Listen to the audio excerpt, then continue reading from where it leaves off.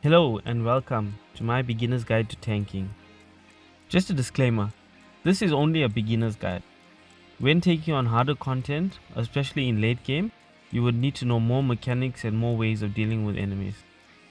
My goal, however, is to give you a running start without too much complication, which you can then layer on more skills and experience. Following these 5 simple steps will give you enough to complete all normal dungeons, trials and raids. Step 1. Switch on tank stance. This will allow you to become a magnet for the enemies.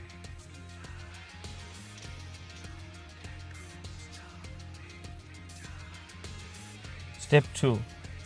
Attack a single or mob enemy and they will aggro on you. If a party member pulls aggro by mistake or impatience in an activity, then you can attack that enemy and get back the aggro. It will always prioritize you as long as tank stance is on. To monitor aggro, look at your party list. Each member will have a bar under their name. A full bar that's red means that you're it. A yellow semi-full is second in line, and the rest will just be building up aggro according to the actions they're taking. You can also monitor aggro by looking at the enemy list. If you see a red icon next to the enemy, then you're doing things right. A yellow or green mean they are attacking others, so go get what's yours. Step 3. Position enemies facing away from your party and in one spot, so that you can do what a tank does best, which is protect others while taking a beating. Also, keep in mind that DPS gets optimal damage when attacking from the side or behind, so keeping the enemies in position allows for maximum damage throughout the fight. The worst thing a tank can do is spin the boss around while the DPS is trying to find the best place to do damage. So you've got the boss locked in place, facing away from the party and getting the beating of a lifetime. What a hero. That's it, right? Wrong. When an enemy casts a spell or an attack that will do significant damage, there will be an attack marker on the floor. That's your cue to move out the way. From that moment, the boss will be stationary as it casts the attack right up until the animation is finished. But once the hit marker disappears, you can move back into your original position because you won't be damaged by the animation, but rather whether you were standing within the attack marker when it disappears. By doing this, it ensures that the boss stays put, minimizes movement of your party, and maximizes their damage. Okay, so you're dodging like a pro and bringing the hurt to the boss, but you're still getting hit, right? The healer needs a break from this babysitting job, so let's help them by helping ourselves. Use your shield abilities to reduce damage taken from enemies. Use your debuffs to reduce damage dealt by enemies. Use your buffs to reduce damage done to the party. Use your self heals to keep your health up and assist the healer. Most importantly, don't spam these mitigation abilities.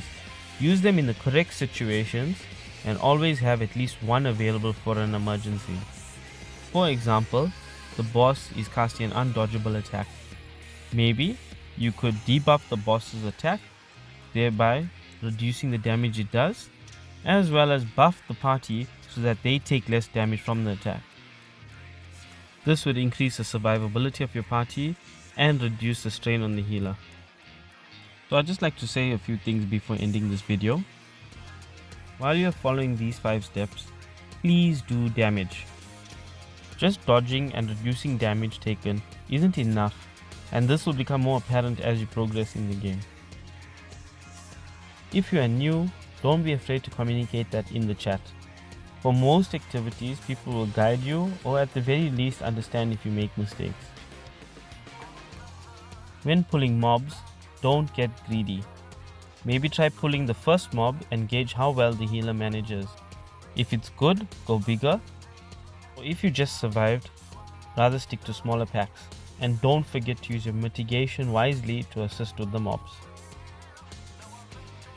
In some cases, bosses will have a position or direction on the map where it casts an ability or animation. So if it leaves and heads to that position to cast, don't be afraid or lose confidence. That's just the way the game mechanics are. It'll come back to you, or perhaps next time when you're doing the same content, anchor the boss at that spot. You control the pace of the activity, but all aspects count as well, which means that DPS gotta kill enemies fast enough, and healers gotta focus on keeping you and the party up while also doing some damage on the side. Remember, this is a game. Have fun. Don't be afraid to play because of stigma around tanking or any aspect of the game. And finally, you can't always make everyone happy. There will be circumstances where you are tanking fine in an activity and someone will still complain. If it's constructive, then sure, take note and grow from it. But if they're just being annoying and just picking on random shit, then rather just let it go. Just keep at it and you will get better. So let's quickly recap. Step 1, put on tank stance. Step 2, pull and keep aggro.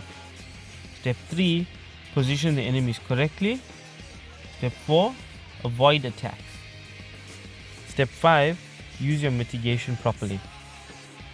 Once you get these basics correct, you're on your way to becoming a great tank. Good luck.